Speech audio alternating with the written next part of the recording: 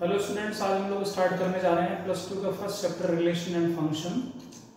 और ये बहुत इंपॉर्टेंट टॉपिक है।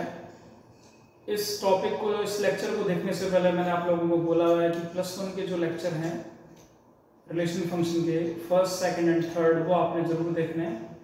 और उसको देखने के बाद इस लेक्चर को देखेंगे आप, तो आपको बहुत अच्छे ढंग से चीज़ें क्लियर होंगी। फिर भी इस लेक्चर को मैं डायरेक्ट समझाने के लिए आपको उस पार्ट की तरफ लेके आऊँगा। पहले तो प्लस वन का कुछ पार्ट पढ़ा के फिर उसके बाद प्लस टू वाले पार्ट पे आता हूँ। तो इसमें जो हमारा फर्स्ट टॉपिक है वो है टाइप्स ऑफ रिलेशन है बेसिकली। तो उसके लिए पहले मैं रिलेशन की डेफिनेशन आप लोगों को समझा देता हूँ। तो फर्स्ट जो आता है वो आता है relation on a set A.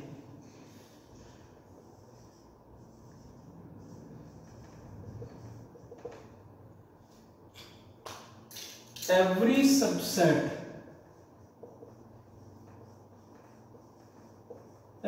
subset of A cross A is called relation on a set A or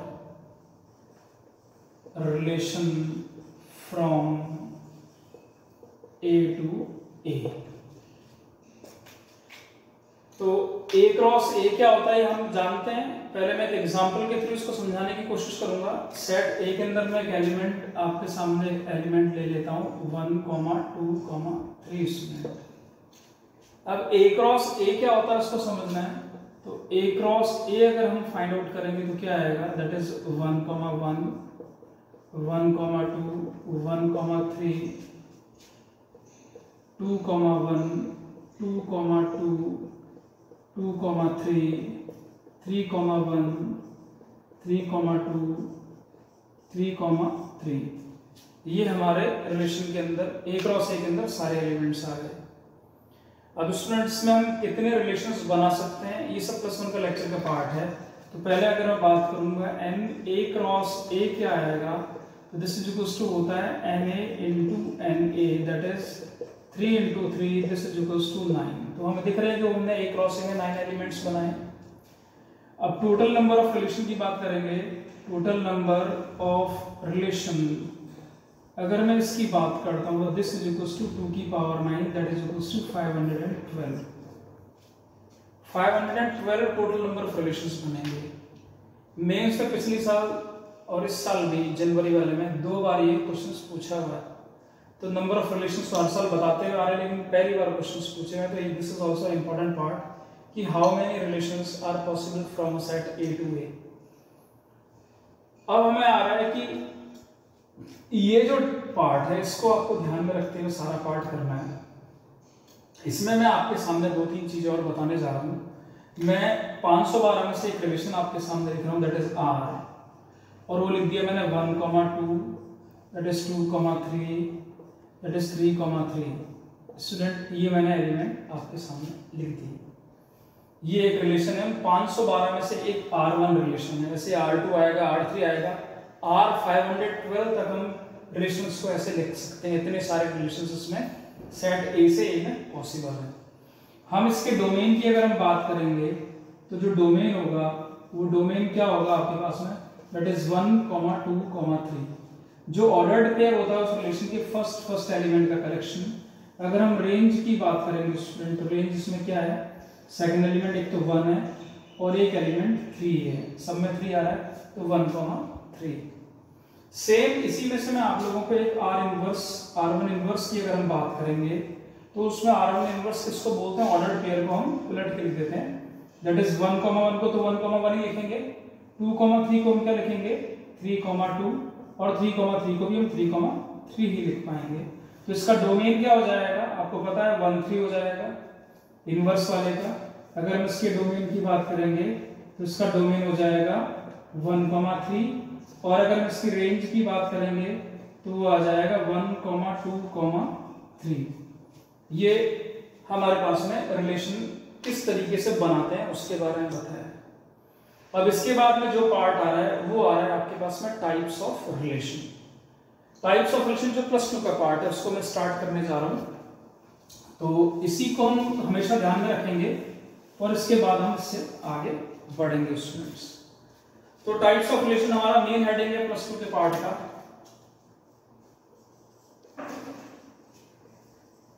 types of relation. First जो रिलेशन है आपका वो है आपका रिफ्लेक्सिव रिलेशन। फर्स्ट जो रिलेशन है आपका that is reflexive relation. Reflexive relation किसको बोलते हैं? A relation capital R on a set A is said to be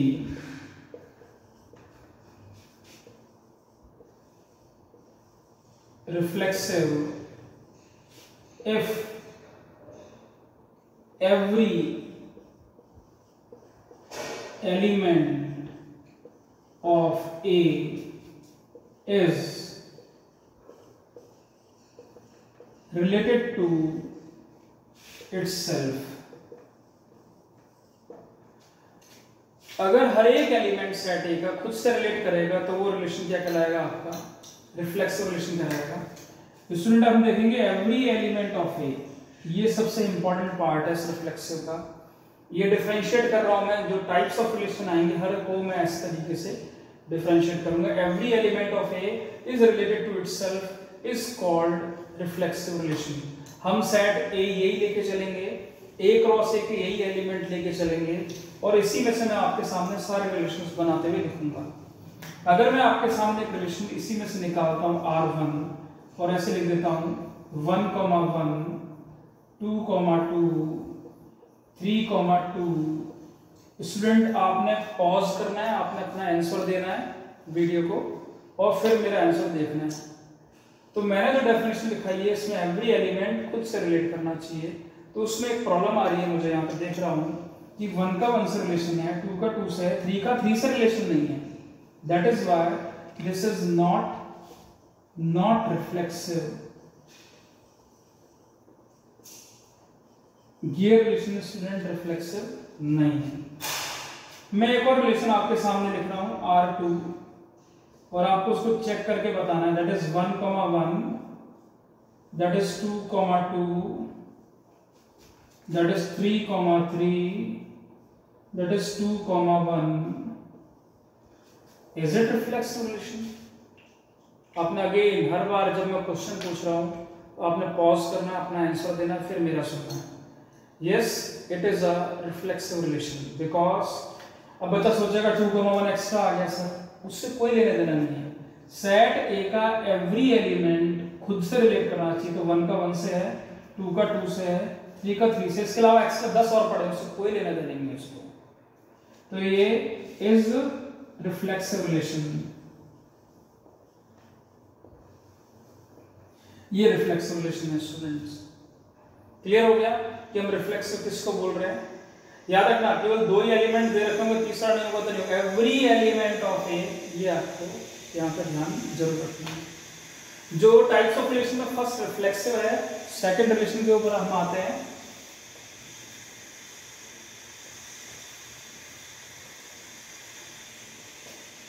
second relation की तरफ आते हैं।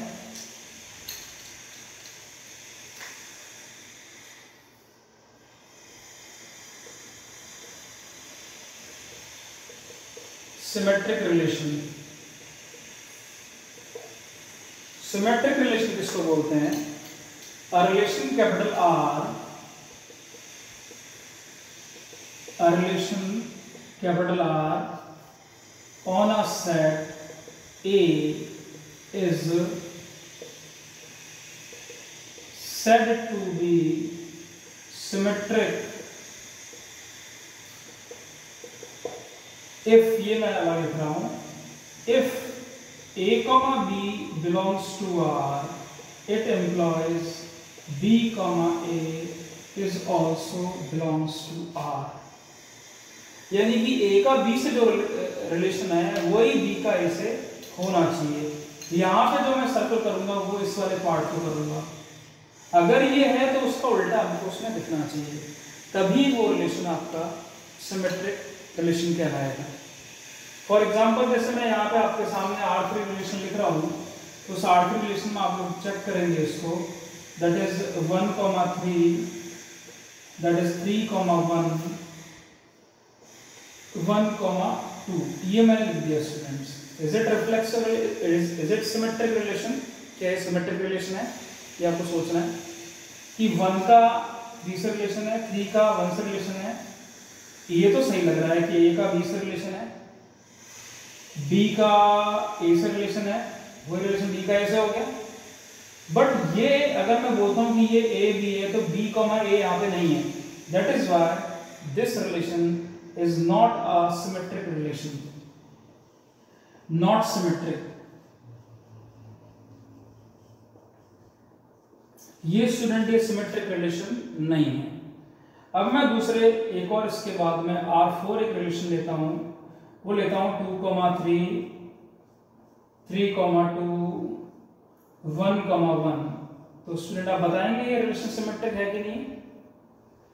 यस, ये रिलेशन सिमेट्रिक है। A का B से रिलेशन है, सेम वही B का A से रिलेशन है, या मान लो ये कोई भी A, A खुद से रिलेट है, तो ये रिलेशन कैसा है? Is symmetric relation. इसका शॉर्टकट पार्ट होता है, वो मैं आप लोगों को समझाता हूं। R is equals to R inverse. हम इसके थ्रू भी इसको बता सकते हैं कि ये सिमेट्रिक रिलेशन है। अगर R is equal to R inverse हो जाएगा तो वो रिलेशन क्या कहलाएगा? आपका सिमेट्रिक रिलेशन कहलाएगा। जैसे मैं इसका R3 इनवर्स अगर यहाँ पे निकालता हूँ, तो स्टूडेंट्स आप लोगों को पता है R3 इनवर्स में कितना आएगा? 1,3 को हम 3,1 लिखेंगे, और 3,1 को 1,3 लिखेंगे, और इसको क्या लिखेंगे? 2,1। स्टूडेंट आप ये देखेंगे कि R3 inverse is not is equal to this, क्योंकि ये दोनों एलिमेंट तो यहाँ पे भी हैं, बट ये एलिमेंट 2,1 उसमें नहीं है। लेकिन अगर स्टूडेंट आप R4 इनवर्स अगर आप निकालेंगे, तो R4 इनवर्स आप देखेंगे 3,2 लिखना पड़ेगा वाले को, दूसरे वाले को 2,3, और तीसरा वाला 1,1 एज इट इज लिखा रहेगा। तो यहाँ पे आप देख रहे हैं कि R4 is equals to R4 inverse है। एलिमेंट के उसके इधर लिखने से उसके इधर लिखने से कुछ फर्क नहीं पड़ता है। That is why this relation is called symmetric relation. मैं आप लोगों को क्या बोल रहा हूँ, जैसे ये ऑर्डर्ड पेयर हमारा यहाँ पे है, ये ऑर्डर्ड पेयर यहाँ पे है, वो वहीं पे है, तो ये दोनों रिलेशन में एलिमेंट इधर के उधर लिखने पे फर्क नहीं पड़ता है। तो ये दोनों इक्वल रिलेशन की तरह दिख रहे हैं, दोनों की वैल्यूज इक्वल है, दोनों में सेम एलिमेंट्स हैं। That is why this relation is called symmetric relation. अब इसको हम डेली लाइफ के थ्रू में आपको थोड़ा सा समझाने की कोशिश करता हूँ। जैसे मैं A हूँ, आप B हो जो लेक्चर देख रहे हो, तो A is a coach of B, A B का कोच है। ये एक रिलेशन मेरा A का और B के बीच में है। ये B का A के बीच में भी यही रिलेशन है क्या? तो आप देखेंगे नहीं, B is a student of A, तो that is why this relation जो मेरा और आपके बीच में अभी कोच के फॉर्म में था is not a symmetric relation. एक और एग्जांपल लेते हैं स्टूडेंट्स, जैसे आपकी कोई सिस्टर है, या आप गर्ल है तो आपका कोई ब्रदर है। तो स्टूडेंट आप A है, वो B है। अगर मैं A को बॉय मान रहा हूं और B को गर्ल मान रहा हूं और वो उसकी सिस्टर है, तो वो बोलेगा A is brother of B। इससे क्या हो गया? क्या ये रिलेशन सिमेट्रिक है? नहीं, क्योंकि B गर्ल है तो क्या बोलेगा? B A इज अ, यहाँ पे तो आपका अगर A आपका बॉय है और B अगर आपकी गर्ल है, तो A बोलेगा वो सिस्टर है, तो लेकिन B के लिए तो वो क्या हुआ? उसका ब्रदर हुआ। तो जो रिलेशन सिस्टर डिफाइंड था वो उसकी तरफ से ब्रदर हो रहा है। लेकिन अगर आप बॉय हैं और आपका एक ब्रदर है और वो A, आप खुद को A माने उसको B मानेंगे, तो A is brother of B, तो B भी बोल सकता है B is brother of A। तो ये वाला रिलेशन जो दो भाइयों के बीच में है वो सिमेट्रिक रिलेशन है। जो रिलेशन आप इधर से डिफाइन कर रहे हो उस पर वो रिलेशन इधर से इधर डिफाइंड होगा, तो that relation is called symmetric relation. तो ये हमारा रिलेशन यहाँ पे सिमेट्रिक डिफाइंड हो गया है। थर्ड रिलेशन की अगर हम बात करेंगे, that relation is called transitive relation.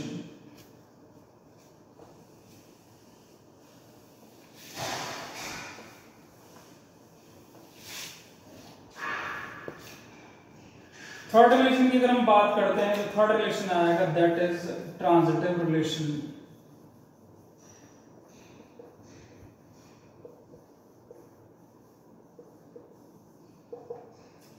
A relation capital R on a set A is said to be transitive if A comma B belongs to R and दो चीजें आएंगी इसमें, B comma C belongs to R। इसमें दो part आएंगे, if A comma B उसमें belong कर रहा है एंड B comma C भी उस रिलेशन में बिलोंग कर रहा है, तो it implies A comma C अगर उस R में बिलोंग कर गया तो that relation is called transitive relation. ये रिलेशन स्टूडेंट क्या कहलाएगा आपका? ट्रांजिटिव रिलेशन कहलाएगा। अब मैं अगर यहाँ पे जो हमारा ये एग्जांपल दिया हुआ है इसके थ्रू अगर मैं जाता हूँ तो मैं आपके सामने एक रिलेशन R5 लिखता हूँ और स्टूडेंट मैं उसमें ले रहा हूँ 1,2 एंड 2,1 एंड 1,1। तो स्टूडेंट आपको बताना है कि ये रिलेशन जो मैंने डिफाइन किया हुआ है ट्रांजिटिव है कि नहीं है, इस चीज को आपको एक्सप्लेनेशन के अंदर लेके आना है। तो जैसे कि अभी हमने बताया कि A का B से रिलेशन है, B का C से रिलेशन है, यानी कि इसका जो सेकंड एलिमेंट है उसके फर्स्ट एलिमेंट के कॉमन होना चाहिए किसी भी ऑर्डर के, तो उसका फर्स्ट सेकंड से रिलेट करना चाहिए, तो वो रिलेशन ट्रांजिटिव यानी कि ट्रांसफरेबल है, ट्रांजिटिव रिलेशन कहला रहा है। इसको देखते हैं स्टूडेंट, तो A और B इसको मान लेते हैं, इसको B इक्वल के लिए C मान लेते हैं, A इक्वल टू C हो गया, तो A का C से रिलेशन आपको दिख रहा है क्लियरली, और स्टूडेंट का जवाब होगा कि ये ट्रांजिटिव रिलेशन है। But student it is not a transitive relation. इसको समझने के लिए मेरे को आपको थोड़ी चीजें बतानी पड़ेगी। Not transitive. अब आप सोच रहे हो कि यार ये कैसे हो गया, नॉट ट्रांजिटिव क्यों है? मैं अब आपको एक्सप्लेनेशन में जो चीजें लेके आ रहा हूं उसको बहुत ढंग से समझना है, ये बहुत इंपॉर्टेंट रिलेशन है। मैंने बोला है कि आपके कोई भी रिलेशन में सारे ऑर्डर्ड पेयर के आप क्या देखेंगे, सेकंड एलिमेंट और फर्स्ट एलिमेंट में कॉमन चीज देखेंगे। जैसे मैं यहाँ पे देख रहा हूँ, इसका सेकंड एलिमेंट इसके फर्स्ट एलिमेंट के कॉमन है, तो इसका जो बचा हुआ एलिमेंट है और उसका जो बचा हुआ एलिमेंट है उन दोनों में वो रिलेशन होना चाहिए, तो दिख रहा है। और फिर भी मैं मना कर रहा हूँ, बट मुझे हर एक ऑर्डर्ड पेयर में इस चीज को चेक करना है स्टूडेंट, एक में चेक नहीं करना है। जैसे मैं यहाँ पे आ रहा हूँ, आपके सामने इसको देख रहा हूँ, इसका सेकंड एलिमेंट इसके फर्स्ट एलिमेंट के इक्वल है, तो इसका बचा हुआ एलिमेंट 2 इसके बचे हुए एलिमेंट से रिलेट करना चाहिए, वो उसमें नहीं दे रखा। That is why it is not transitive. मेरा पॉइंट समझ में आ रहा है? अभी आपको अगर समझ में नहीं आ रहा है तो मैं आपको वापस इसको लिख के बताता हूँ।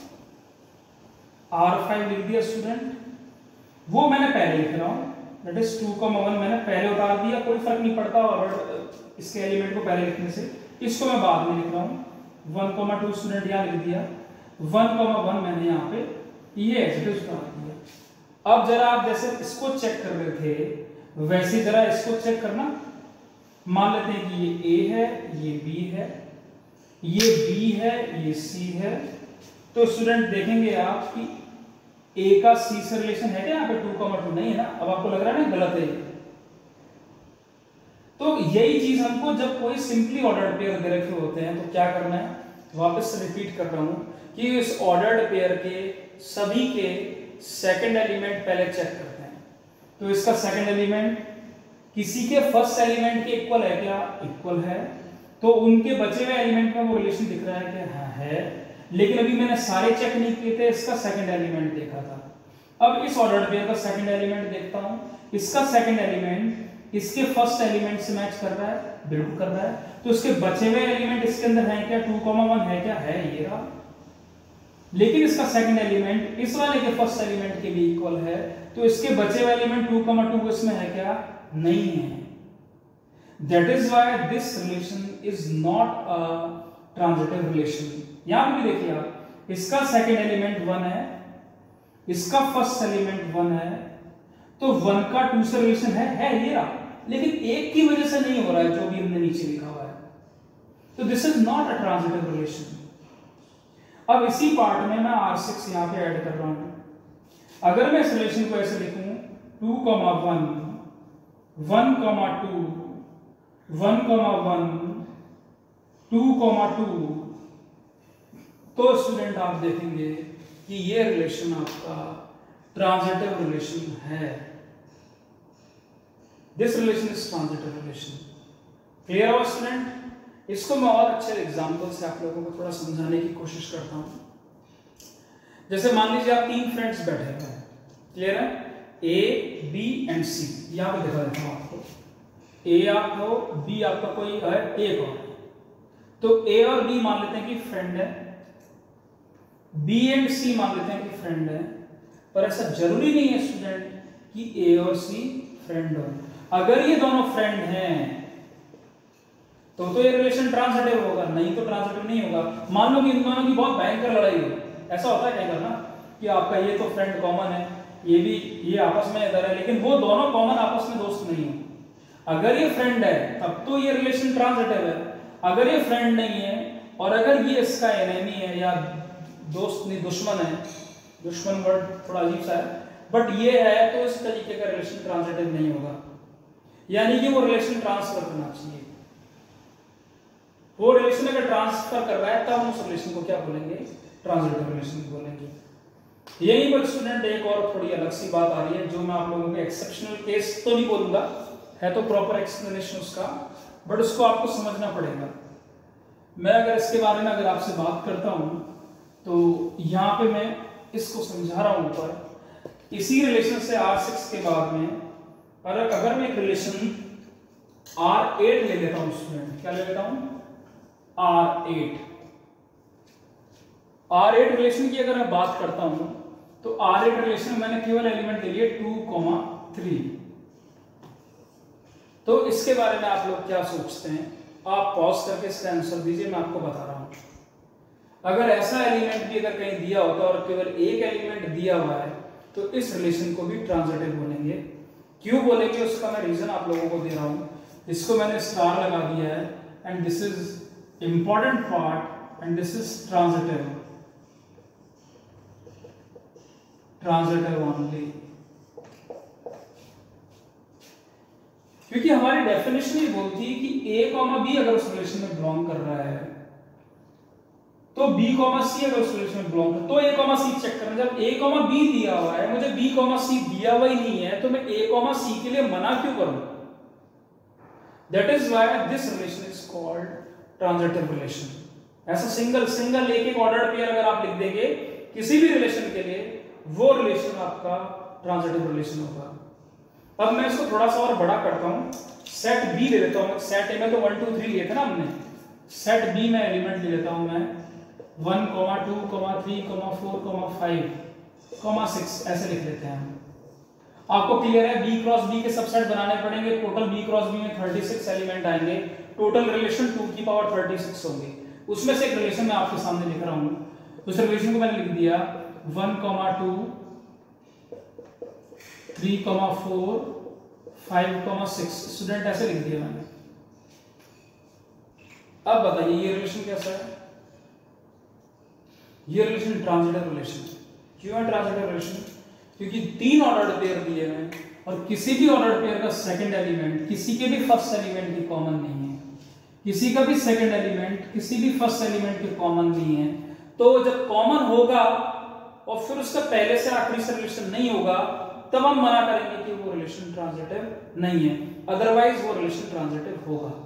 जैसे मैं इसी के आगे इसी वाले पार्ट के लिए अगर मैं रिलेशन इस तरीके से लिखता हूं स्टूडेंट, जैसे मैंने लिख दिया R, ये लिख दिया 1, 2 लिख दिया, 3, 4 लिख दिया और 4, 5 लिख दिया। स्टूडेंट बताइए आप इसके बारे में। ये रिलेशन ट्रांजिटिव नहीं है, but this relation is transitive. ये क्यों नहीं है? क्योंकि इसका सेकंड एलिमेंट इसके फर्स्ट एलिमेंट से कॉमन और 3, 5 इसमें बिलोंग नहीं कर रहा है। That is why this is not transitive. लेकिन अगर मैं इसी रिलेशन के बारे में और आगे इस तरीके से एक और रिलेशन लिख देता हूं यहाँ पे R, इसको यहाँ नए R1 R2 R3 सेट भी में बोल देते हैं, 1,2 लिख दिया स्टूडेंट, 3,4 लिख दिया, 4,5 लिख दिया स्टूडेंट और 3,5 लिख दिया student, then this relation is called again transitive relation। क्यों? क्योंकि इसका ये रिलेशन इसमें मैंने बिलोंग करा दिया 3 to 5 और किसी का भी अब सेकंड एलिमेंट फर्स्ट के कॉमन है नहीं, इसका ये सेकंड एलिमेंट किसी फर्स्ट के कॉमन है नहीं, केवल ये सेकंड फर्स्ट के एलिमेंट को 3,5 में रिलेशन को दिखा दिया। This is a transitive relation, ये ट्रांजिटिव रिलेशन है उसमें।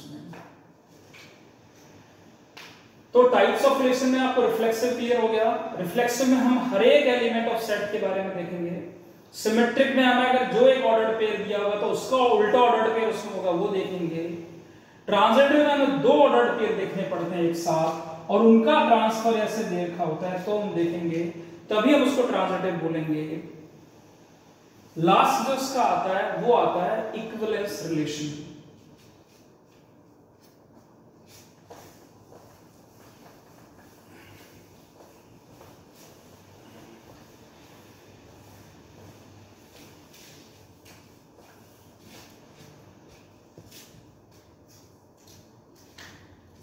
फोर्थ जो आता है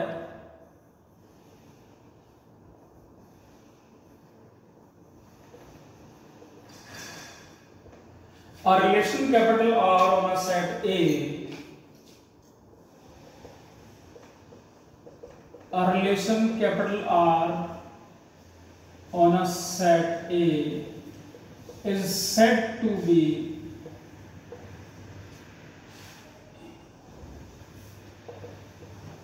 equivalence relation if it is reflexive, symmetric and transitive. अगर वो रिलेशन क्या हो आपका, रिफ्लेक्सिव भी हो, सिमेट्रिक भी हो और ट्रांजिटिव भी हो, अगर वो तीनों होगा तो वो रिलेशन क्या कहलाएगा आपका, इक्विवेलेंस रिलेशन कहलाएगा। इसके लिए मैं आपके सामने एक रिलेशन लिख रहा हूं R7, दैट इज 1,1 2,2 3,3 स्टूडेंट। आप बताएंगे ये रिलेशन इक्विवेलेंस रिलेशन है कि नहीं है। वही रिलेशन हमारा सेट A डिफाइंड है, A में 1,2,3 एलिमेंट्स दे रखे हैं, तो मैं देखता हूं कि ये रिलेशन आपका इक्विवेलेंस रिलेशन है। क्यों? क्योंकि आपको पता है every x belongs to A, x, x belongs to R7, hence it is reflexive। ऐसे लिखेंगे आप, hence it is reflexive। Similarly second वाले पार्ट में कैसे लिखेंगे, सेकेंड वाले पार्ट में लिखेंगे कि R7 is equal to R7 का inverse, hence it is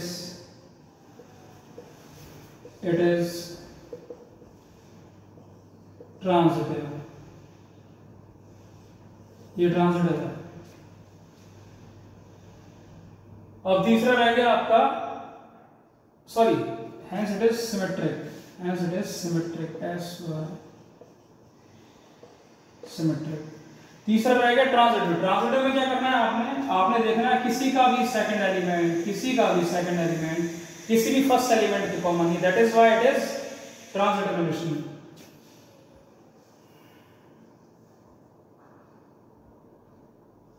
second element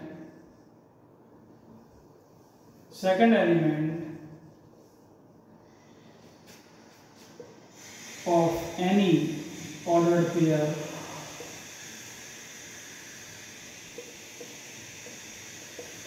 is not common to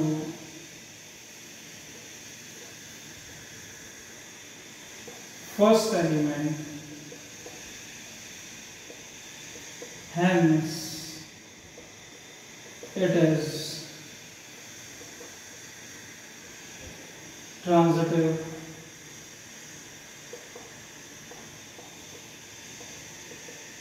ये ट्रांजिटिव रिलेशन कहलाएगा।